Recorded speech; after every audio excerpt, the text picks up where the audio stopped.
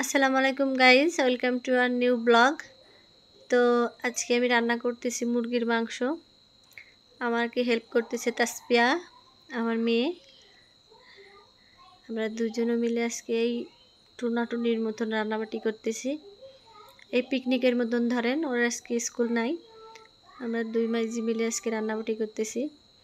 বাজার থেকে গতকাল সবজি নিয়ে আসছিলাম বেশ কিছু, এখনও সবজিগুলো উঠানো হয়নি।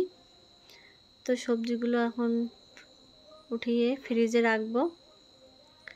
ফুলকপি আনছিলাম, ফুলকপির যে এখন বেশ দাম, 100 টাকার উপরে কেজি।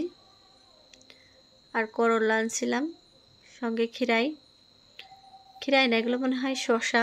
যাই হোক, ফ্রিজের ভিতরে ঢুকাই রাখলাম।